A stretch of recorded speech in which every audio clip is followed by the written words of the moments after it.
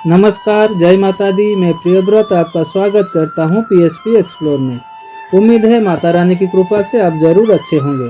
तो दोस्तों, अगर आप माता वैष्णो देवी की यात्रा करना चाहते हैं तो इस वीडियो में आपको आने जाने की सुविधा यानी कि ऑटो, बस, घोड़ा, पालकी, पिट्ठू, बैटरी का, रोपवे, हेलीकॉप्टर की खर्चा, खाने पीने की और रहने की सुविधा और उसकी खर्चा, कोविड गाइडलाइंस क्या है और आसपास घूमने की जगह क्या है, ठगने से कैसे बच सकते हैं और आपका टोटल खर्चा क्या आएगा, ऐसे A to Z सारी जानकारी मिल जाएगी।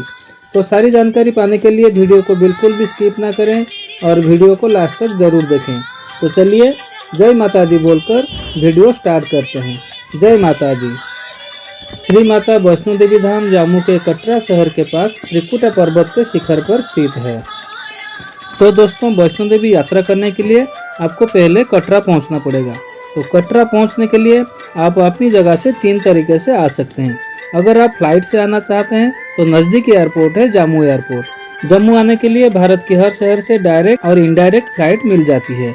अगर आपकी शहर से डायरेक्ट फ्लाइट नहीं है तो आप भाया दिल्ली और भाया श्रीनगर होकर भी जम्मू आ सकते हैं।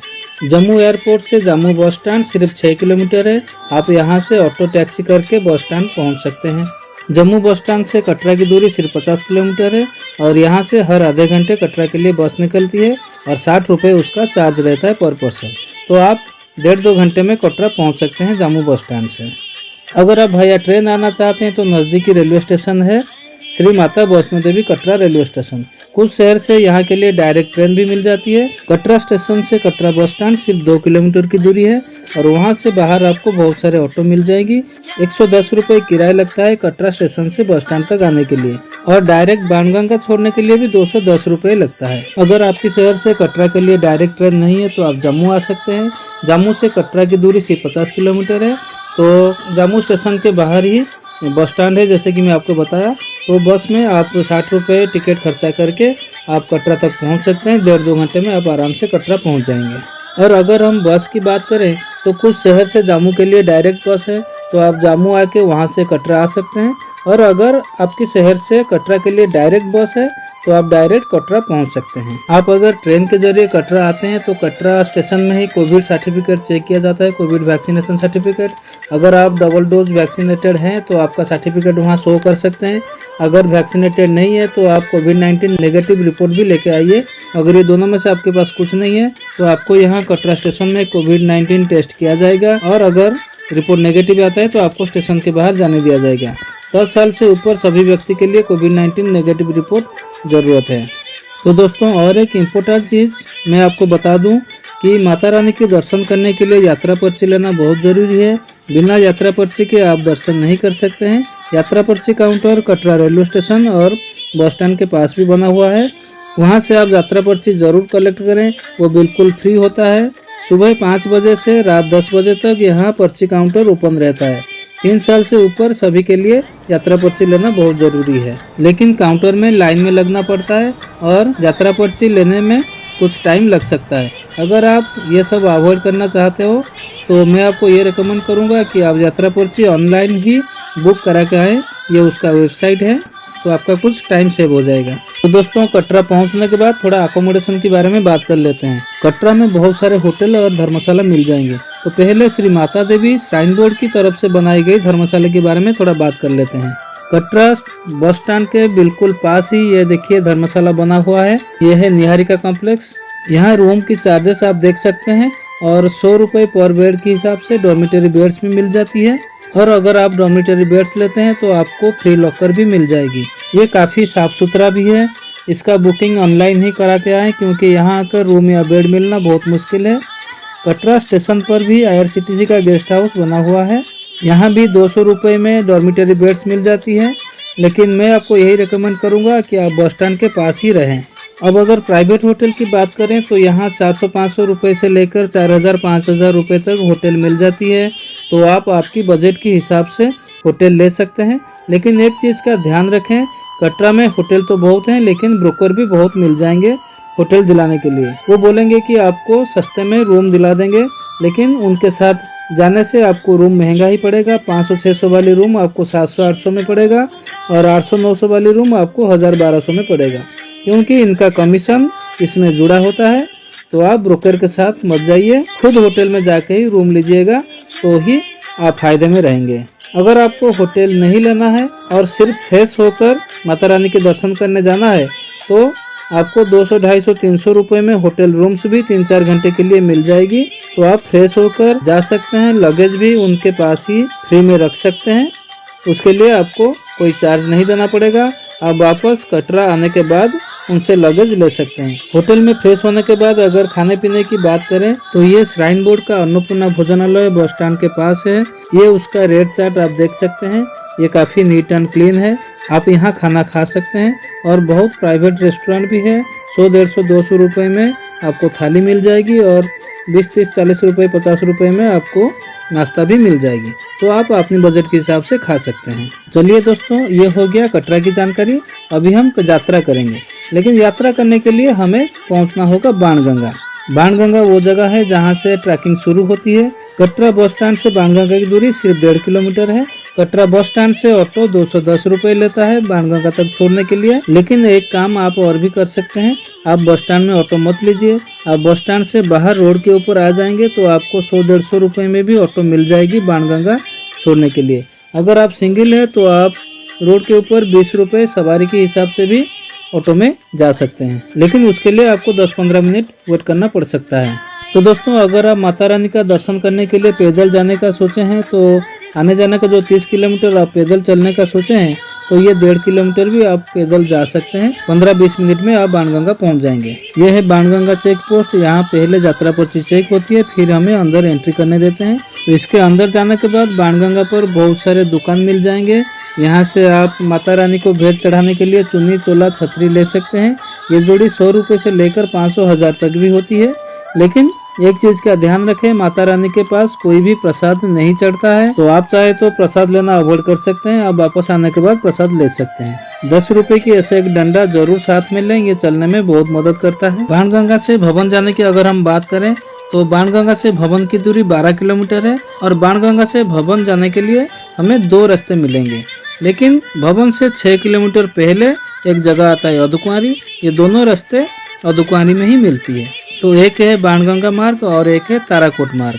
आप अगर ताराकोट मार्ग होके जाते हैं तो आपको अधकुंवारी 8 किलोमीटर पड़ेगा और बाणगंगा होके जाते हैं तो आपको अधकुंवारी 6 किलोमीटर पड़ेगा। तो दोस्तों, पहले हम बाणगंगा मार्ग के बारे में थोड़ा जान लेते हैं। इस रूट में घोड़े, पालकी, पिट्ठू मिल जाएंगे। आप अगर घोड़े से जाना चाहते हैं बाणगंगा से भवन तक 1250 रुपये, बाणगंगा से अधकुंवारी तक 650 रुपये और अधकुंवारी से भवन तक 650 रुपये लेते हैं। अगर आप पालकी में जाना चाहते हैं तो बाणगंगा से भवन तक 3150 रुपये, बाणगंगा से अधकुंवारी तक 1600 रुपये और अधकुंवारी से भवन तक भी 1600 रुपये लेते हैं।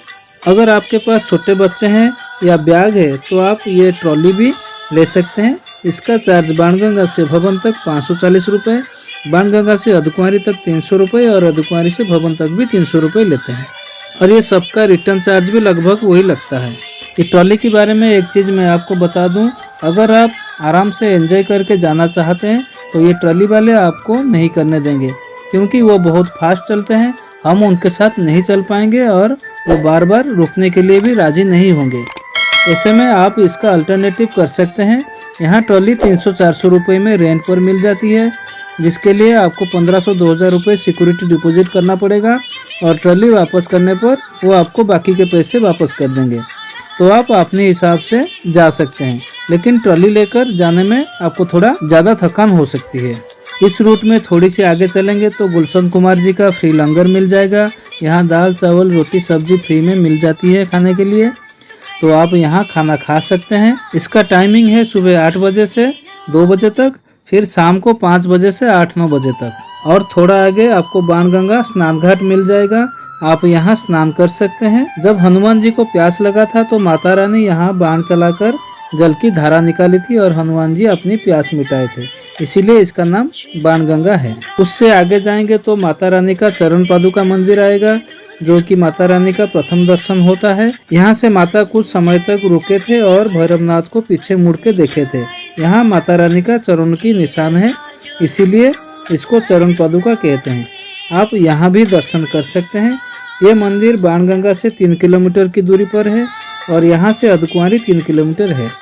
इस रूट में जगह जगह शौचालय बना हुआ है, पीने की पानी की भी व्यवस्था है और खाने के लिए बहुत सारे ढाबे मिल जाएंगे। 100-150 रुपए में थाली मिल जाएगी। Fruits, cold drinks, chocolate, medicine stores, photo studio, massage centre सब मिल जाती है। तो आप इस रूट से भी जा सकते हैं। अब बात करते हैं ताराकोट मार्ग की। इस रूट में बाणगंगा नहीं है, चरण पादुका नहीं है, घोड़ा, पालकी, पिट्ठू कुछ भी नहीं है। खाने पीने की दुकानें बहुत कम मिल जाएंगी। इस रूट में श्राइन बोर्ड की तरफ से फ्री लंगर 24 घंटे चल रहा है। यहाँ आप फ्री में खाना खा सकते हैं। इस रूट में भी जगह जगह फ्री शौचालय और पीने की पानी की व्यवस्था है। इस रूट में डिस्पेंसरी भी मिल जाएगी। अगर आप शांति से चलना चाहते हैं तो आप इस रूट में जा सकते हैं। आपको घोड़ा, पालकी, पिट्ठू कोई भी डिस्टर्ब नहीं करेगा और ये 8 किलोमीटर की चढ़ाई आप 2 घंटे में भी पूरा कर सकते हैं। तो दोस्तों अभी हम अर्धकुंवारी के पास पहुंचने वाले हैं। तो अर्धकुंवारी के बारे में थोड़ा जान लेते हैं। अर्धकुंवारी गुफा वो जगह है जिसके अंदर माता रानी ने भैरवनाथ से छुपकर 9 महीने तक तपस्या की थी। अर्धकुंवारी पर भी आपको खाने पीने के लिए बहुत सारे ढाबे, दुकानें मिल जाएंगी। स्नैक्स मिल सब मिल जाती है। 100-150 रुपये में आप भरपेट खाना खा सकते हैं। और यहाँ श्राइन बोर्ड की भी भोजनालय बना हुआ है। रेट सेम है जो नीचे है, यहाँ भी आप खाना खा सकते हैं। और ये सारे दुकानें 24 घंटे खुली रहती हैं क्योंकि यहाँ श्रद्धालु 24 घंटे आते रहते हैं, इसीलिए ये 24 घंटे खुली रहती है। अर्धकुंवारी में ठहरने के लिए श्राइन बोर्ड का रूम्स, डॉर्मिटरी बेड्स और निःशुल्क यात्री निवास भी बना हुआ है। रूम्स तो कम है जिसका रेंट है 700 रुपये और डॉर्मिटरी बेड्स 110 रुपये में मिल जाती है, लेकिन इसका बुकिंग ऑनलाइन ही कराना पड़ता है क्योंकि यहाँ डायरेक्ट रूम या बेड मिलना बहुत मुश्किल है। यहाँ आप फ्री में भी रह सकते हैं। ये ब्लैंकेट काउंटर से आप एक कंबल का 100 रुपये के हिसाब से आपको जितना कंबल चाहिए ये कंबल स्टोर से ला सकते हैं। और ये निःशुल्क यात्री निवास में आप सो सकते हैं। यहाँ लेकिन जल्दी आओ जल्दी पाओ का हिसाब है।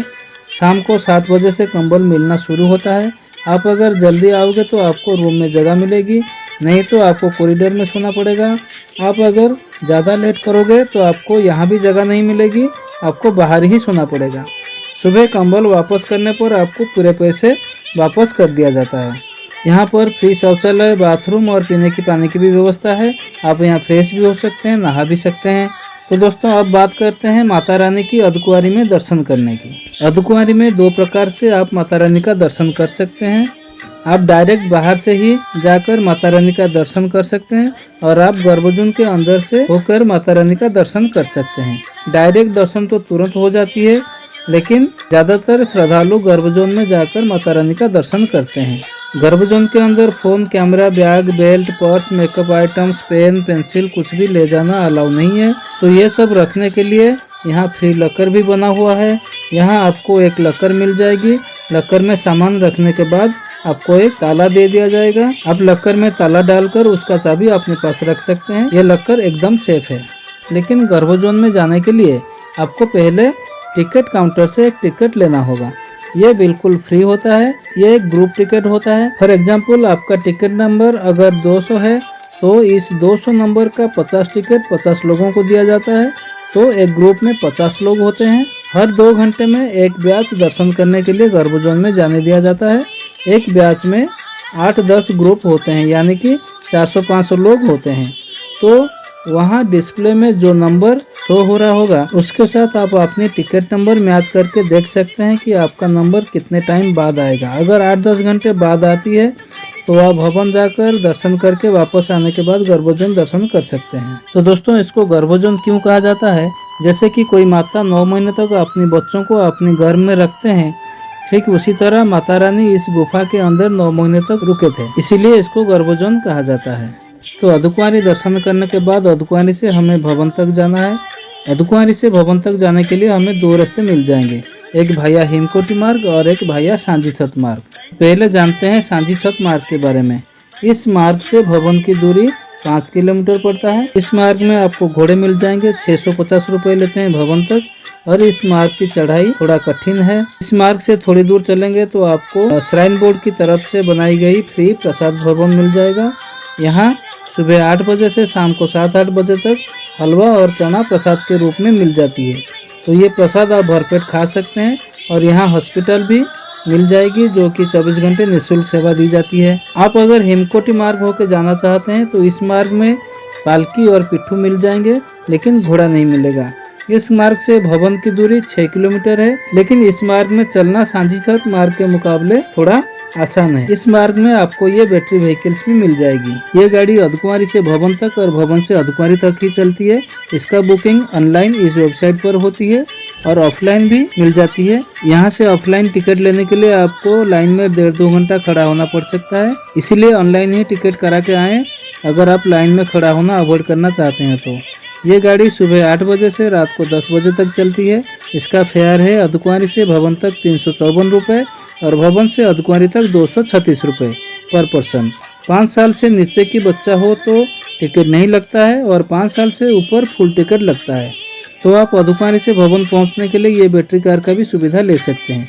भवन पहुंचने के लिए और भी एक तरीका है, वो है हेलीकॉप्टर। जी हाँ दोस्तों, आप हेलीकॉप्टर के जरिए कटरा से भवन तक भी पहुंच सकते हैं। कटरा बस स्टैंड से 2.5 किलोमीटर की डिस्टेंस पर हेलीपैड है।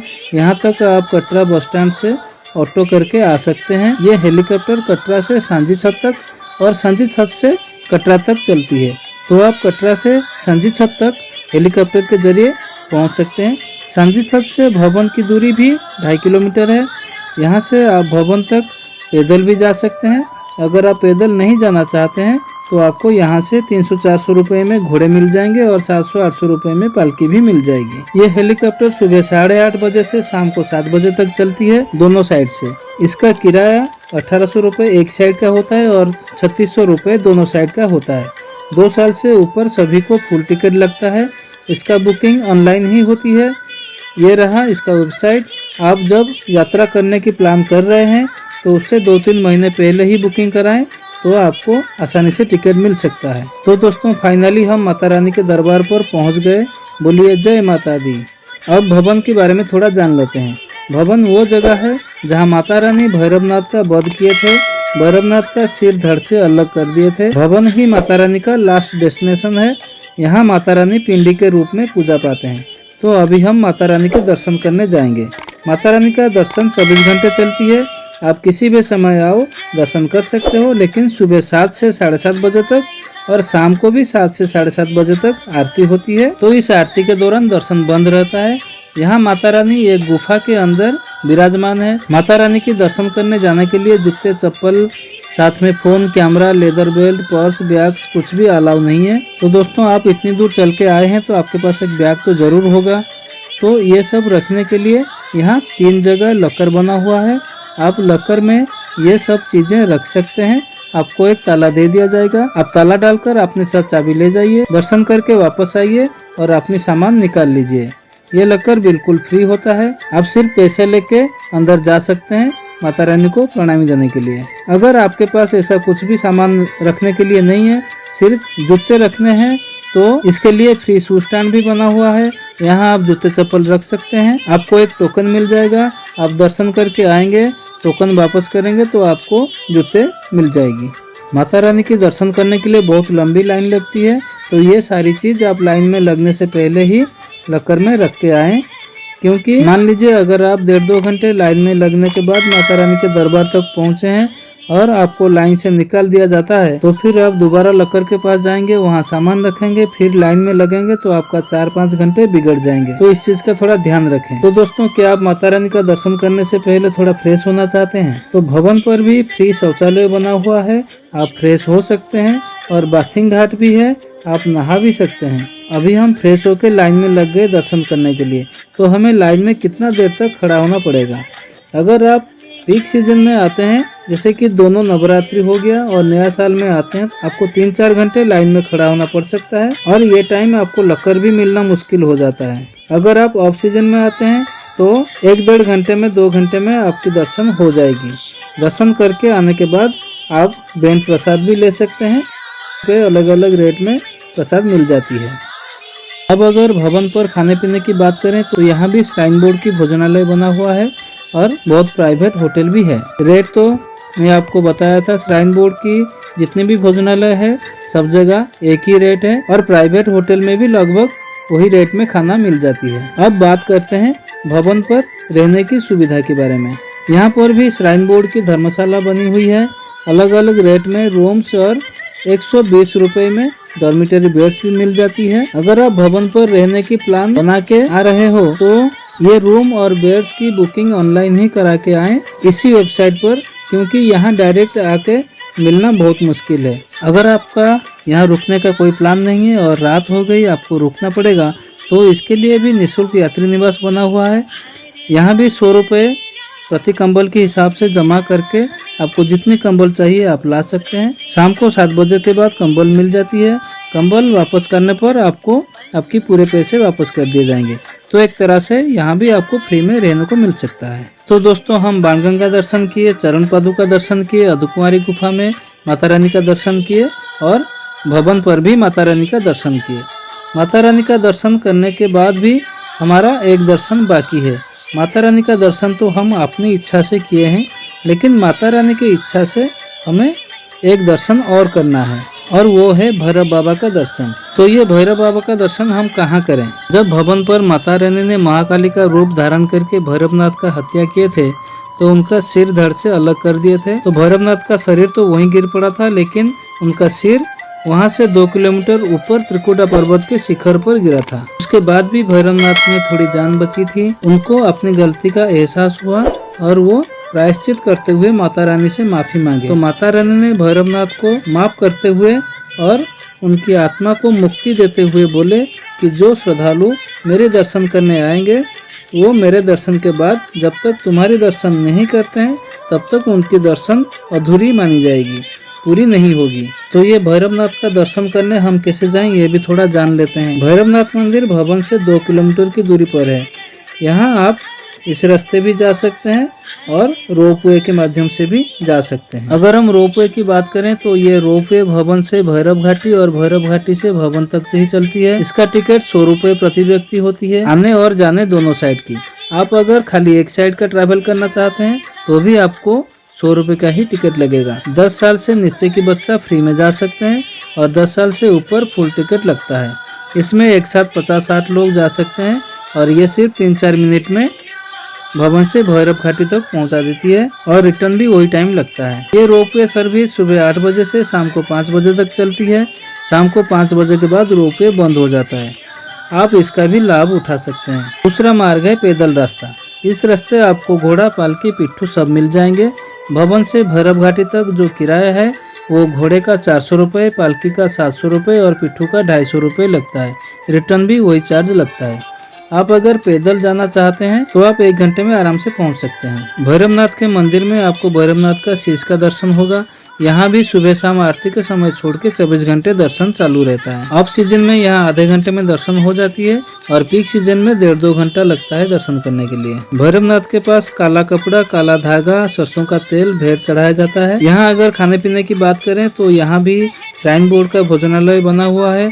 रेट वही है सब जगह, तो आप यहाँ भी खा सकते हैं। अब बात करते हैं भैरव घाटी से वापस नीचे आने की। अगर दिन का समय है और आपके पास रोपवे का टिकट है तो आप रोपवे से भी नीचे आ सकते हैं। और अगर शाम हो गई है और आपको पैदल ही आना है तो आप भवन से जिस रास्ता होकर भैरव घाटी गए थे उस रास्ते मत आइए।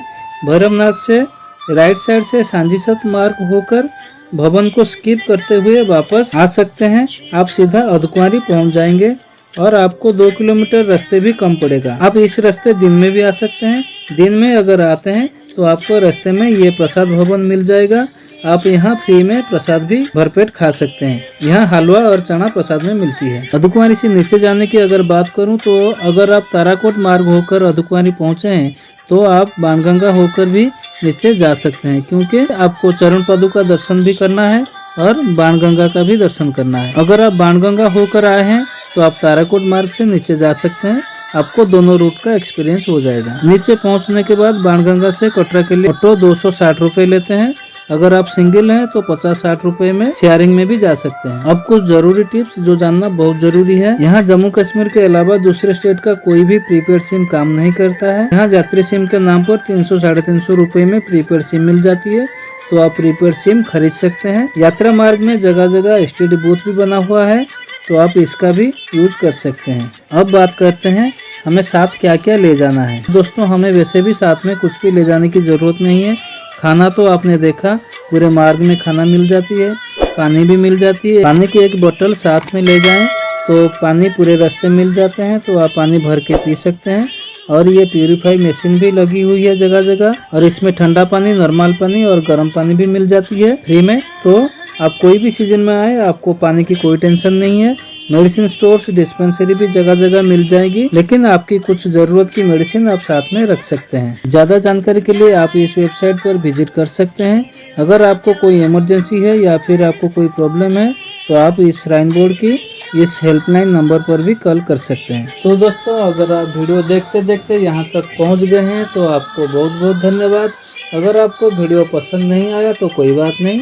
अगर आपको वीडियो थोड़ा सा भी पसंद आया हो तो एक छोटा सा लाइक कर दीजिए, अपने दोस्तों को शेयर करिए, और ऐसे ही वीडियो पाने के लिए चैनल को सब्सक्राइब कर दीजिए, क्योंकि आपकी एक एक सब्सक्राइब मुझे प्रेरणा देती है और मेरा हौसला बढ़ाती है। तो प्लीज़ आप अभी सब्सक्राइब कर दीजिए। अब बात करते हैं आने की सही समय क्या है। तो फ्रेंड्स, दोनों नवरात्रि के समय यहाँ भीड़ ज़्यादा रहती है। आपको भीड़ पसंद नहीं है और आपको शांति से दर्शन करना है, तो आप ये समय अवॉइड कर सकते हैं। बारिश के मौसम जैसे कि जून, जुलाई, अगस्त में पत्थर गिरने के चांसेस रहते हैं, तो आप ये समय भी अवॉइड कर सकते हैं। बाकी कोई भी समय आप आ सकते हैं।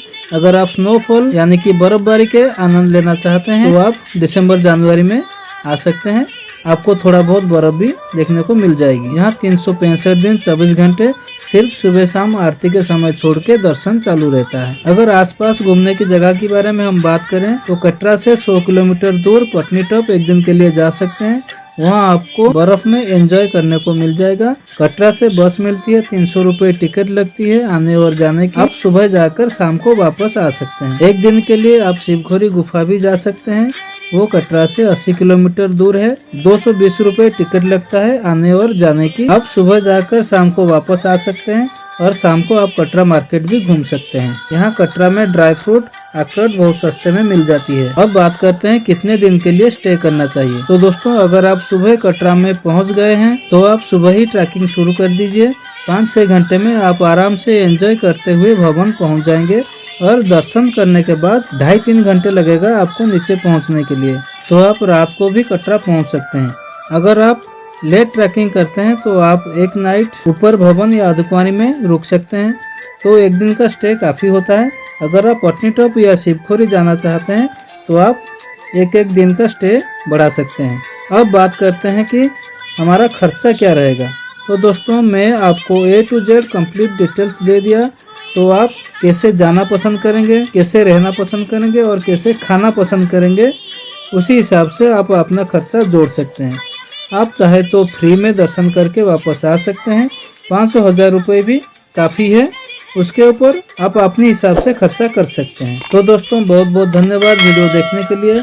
मिलते हैं नेक्स्ट वीडियो में एक नई जगह के साथ। जय माता दी।